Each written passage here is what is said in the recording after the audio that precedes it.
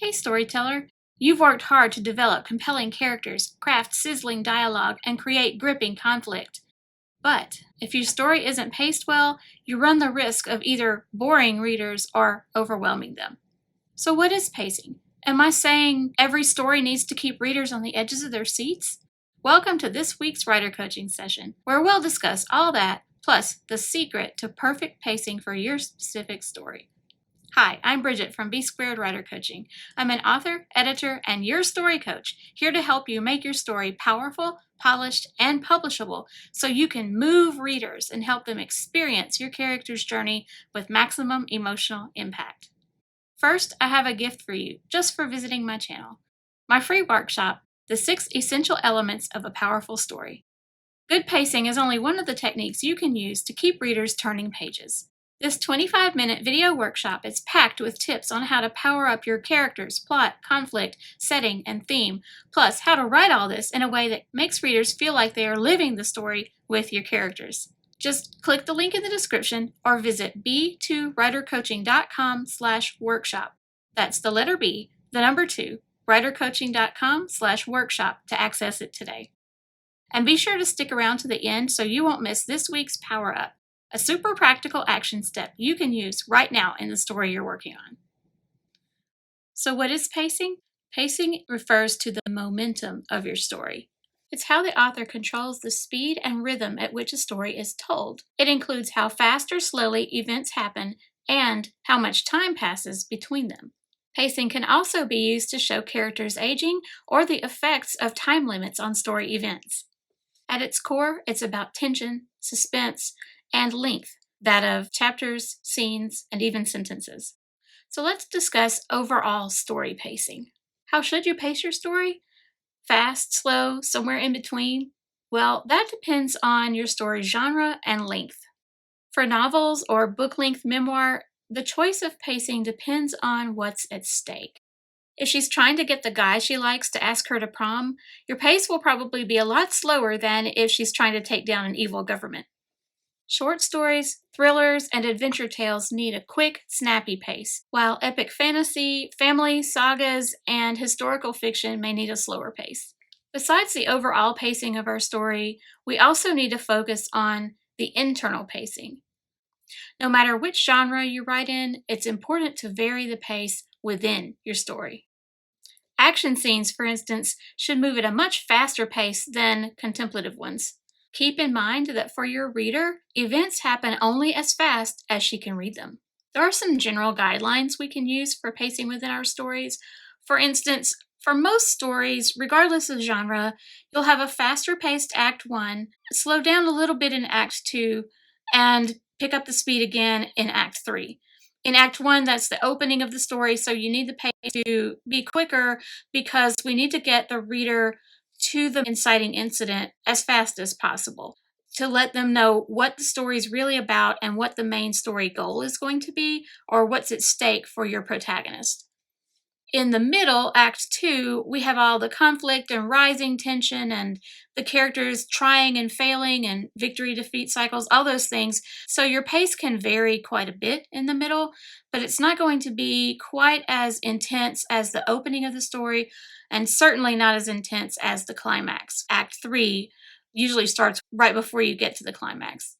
However, this isn't always the case. Some young adult stories will have a slower beginning because the author is building up a relationship with the character and building in some character introspection to show the reader the emotional state the protagonist is in at the beginning of the story. This is because young adult novels, especially contemporary young adult, a lot of times focus on character growth and the challenges of all the changes the character is undergoing as a teenager and moving from childhood to adulthood. So you'll have a lot of introspection throughout, and that can include in the beginning as the author is trying to forge a deep emotional connection between the reader and the character. Be careful with this, though, because if the pace is too slow or if it takes you too long to get to the inciting incident, even readers of young adult fiction can get bored.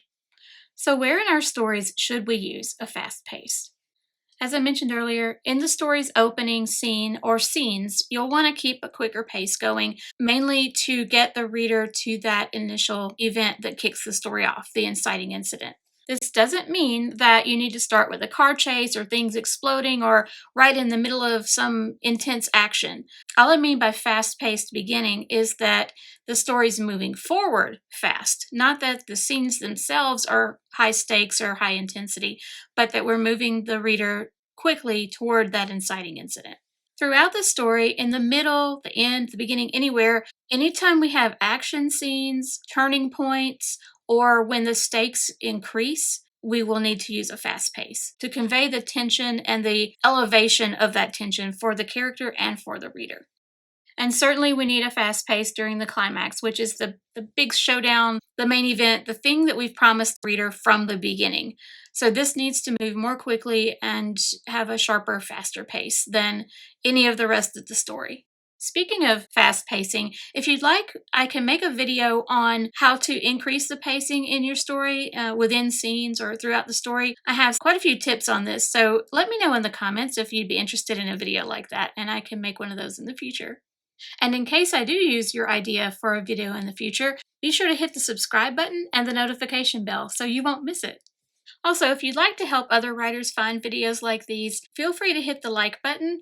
That just helps YouTube to know that these are videos that are good to show to other writers or people who are interested in this topic. So I really appreciate that. Now, when should we use a slow pace in our stories? Yes, there are times we need to slow things down. If we keep things fast-paced throughout the entire story, readers can get overwhelmed and a little breathless, and it loses the emotional intensity we want the story to hold. A reader can actually lose connection with the character emotionally if all we have is action, action, action, without any pause for the character to consider what's going on or to deal with the repercussions of all the things that have happened. I'm sure you've seen movies like that. There was this one movie, a superhero movie, where the entire second half of the movie was one sequence of action scenes. Basically, the whole second half was the climax. And there was so much action involved that it felt flat emotionally. The characters just didn't seem to have any kind of emotional responses to the action because they didn't have time to convey them. So we do need to use a slow pace during certain times in the story. We especially need to use a slow pace during our stories when we need the characters to express emotion or to emphasize the importance of something that just happened. A lot of times when high stakes events occur, the characters need time to process and decompress afterwards or to react emotionally. Like if you have a character death, we need to see the surviving characters mourning this person or dealing with what needs to be done as a result. Maybe they have to clean up the crime scene, for example. Sometimes showing the repercussions of events will take a slower pace than the event itself. Also, when we craft character emotions and do it well, that takes more words, which slows the pacing a bit. We may also need to slow the pace to show a character processing a revelation, or, as I said earlier, processing what happened in a higher intensity event, either before that event or after. How can a character process things before an event? Well, maybe the character knows this thing is coming. Like if the character is going to be in a competition, for example, and the competition has been building throughout the story, or we've been building to it for a certain length of time. We need to show our characters preparing mentally for that event. Or maybe a battle is coming and the character knows it and it's the night before or even 5 minutes before it starts. We may want to slow the pace a bit to show the character's mental state before we get to the action. We may also need a slower pace when we show a character exploring a new setting. If we're introducing a new setting, especially if our stories require considerable amounts of world building, like in fantasy, science fiction, and even historical fiction, we may need a slower pace to show the character really engaging with the environment. Now, you wouldn't want your character to stop in the doorway and just start describing the room. That stops the story dead. We don't want to stop the story. We want to keep it moving, but we just may need to slow it down a bit. We wouldn't use the same techniques we would for an action scene in this case. We want the reader to feel like they're concentrating on what they're seeing, hearing, or experiencing. To illustrate the difference between when we might want a faster pace or when we might want to slow things down, specifically when we introduce a character to a new setting, I have a couple examples that happen in the same location in my novel, Keeper of Shadows. So we'll look at those and see the difference in the writing style. In example 1, the main character, Lisanne, is exploring the outer bailey of a castle where she's staying, and she's specifically looking for the high stables so that she can go for a ride and speak with one of her friends. She encounters a blacksmith named Clark, and he is going to show her where this stable is located. And along the way, he's sort of describing how everything is set up in the castle's outer reaches. Clark led the way past people and animals engaged in such a flurry of activity, Lisanne couldn't distinguish any of it. All was a swirl of color and sound. As they walked, he described the makeup of the castle's outer reaches. The outer bailey's a square, he said. Each leg has its purpose. This section holds craftsmen's shops and work areas. The front-facing sides for merchant stalls, the gatehouse, and armory. Along the right are the garrison house, the lists, and lower stables. The rear holds gardens and pens for the animals that serve the kitchens.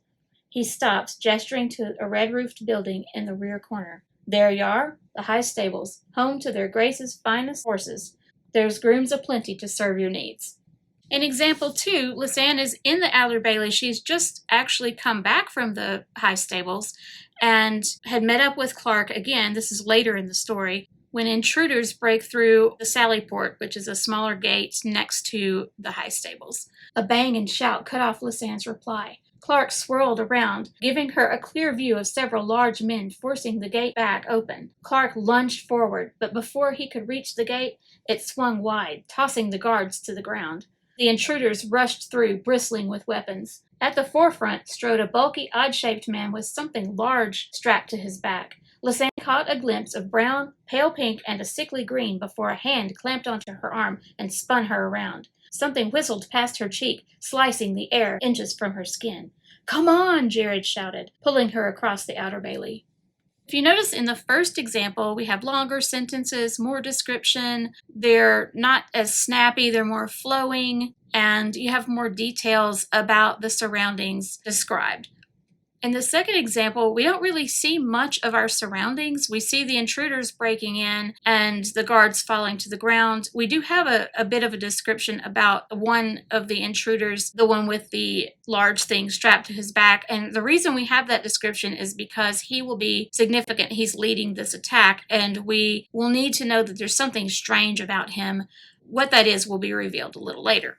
But in the second example, for the most part, you have shorter, sharper, snappier sentences. And the word choice is more, I'm going to say, brutal. Something whistled past her cheek, slicing the air inches from her skin.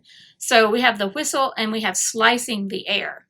A hand clamped onto her arm and spun her around. So clamped is very descriptive of a firm, hard, sharp, sudden grip, not gentle by any means. So the word choice as well as the sentence length are giving us the faster pace we need for the action scene. So what is the secret to the perfect pacing specific to your story? Pacing hinges on purpose. Every event, every scene must keep the main narrative moving toward its ultimate goal, major showdown, or the point of the story. Remember, pacing is about momentum. So whatever happens in your story needs to have some bearing on the ending or getting us closer to the ending. Beware things like flashbacks or what some call side quests, other obstacles that are there just for the sake of creating or adding conflict to the story. I think of these like a detour. It does add some conflict, but maybe it has no real bearing on the ending. One way to know if a side quest or detour or even a flashback should be used or should be cut is to ask yourself one of these questions. Does the flashback, obstacle, or side quest make the ending more meaningful, alter it in some way, or move the characters inevitably toward it? Is it key to developing the protagonist's character arc? Does it reveal new or key information regarding a mystery the reader wants solved? If it's really just there to add conflict and doesn't contribute to the main plot or move the protagonist's character arc along, then it's just filler and needs to be cut. If the scene involving that event does contain some kind of crucial information or something you know the reader needs, then figure out a way to use that information elsewhere instead of during an event that really has no bearing on the overall story as a whole. One of the places where our pacing can suffer in a similar way is with world building. So, if you're writing epic fantasy, science fiction, historical fiction, or a book that's set in a different country than the majority of your audience has likely been to, you may want to be very careful during descriptions of setting. Those descriptions of setting are crucial to the reader's overall enjoyment of the story, but we can fall into the trap of what we call info dumps or long passages of description or a paragraph even of description that stops the story cold and completely ends the forward momentum of the plot. So we've basically stopped to tell the reader something, to dump this information on the reader instead of weaving it into the action of the story and keeping the plot moving forward. To avoid this, introduce smaller snippets of description for the setting or magic system or technology or whatever it is that you're wanting the reader to understand. Do this in small snippets and weave it into the character's actions, into the events of the story, or use it to convey or symbolize a character's emotion. These guidelines hold true for any type of information, not just world building, but it can be descriptions, involving an ordinary setting, or it could also involve backstory and maybe how a certain piece of equipment or procedure works, whether it's made up or realistic. I'm thinking of some of Tom Clancy's books that involve detailed explanations of how some kind of piece of equipment might work, and it stopped the plot cold. Made the story quite hard to read, actually. We don't want that. All of those are considered info dumps, whether it's backstory or description. One way to help with pacing, especially in scenes that might not have a lot of action but have needed information that you're trying to convey to the reader, is to use subtext and convey some kind of inner turmoil for the character, or the character might be describing something or thinking about something in the setting, but the descriptions are written in such a way that it conveys the depth of the character's emotions, or maybe the character is expressing something one way but really thinking the opposite or feeling in the opposite way. So we can definitely use subtext to keep the pacing going, because it does speak to the character's arc or the character's development, relationship development, the character's emotional state, and how it might be changing. And this all moves the story forward. If you haven't done so yet, be sure to grab your link to my free workshop, The 6 Essential Elements of a Powerful Story. Remember, just click the link in the description or visit b2writercoaching.com/workshop. For this week's Power Up, examine your story or your plot outline if you're plotting, and make a list of any scenes or events that could disrupt the pace or the forward momentum of your story, like flashbacks, side quests, unnecessary obstacles, detours, world building chunks, etc. Make note of the purpose for each of the scenes in which those events occur, like if it's for character development or to reveal crucial information to the reader. And consider whether there's another way you can convey this information in another place. If so, move that information to a different scene and just cut that event that's not moving the plot or the character development forward. If necessary, you may need to rewrite the scene or write a new scene to convey that information so that it does keep the story moving forward. Another thing that can slow the pace in your story, or at least trip readers up, which makes the pace feel like it comes to a standstill, is poor grammar.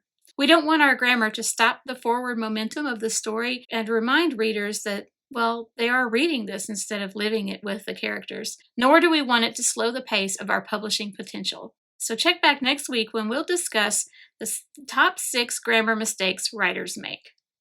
As I've mentioned, the best way to keep up a good pace is to make sure every scene moves the story forward. But how? Check out this video on the one thing every scene needs in order to keep readers turning pages. No matter the genre, good pacing is tied to suspense. So check out this video on the 10 best ways to increase suspense in your story, no matter what you write. And let's power up your storytelling.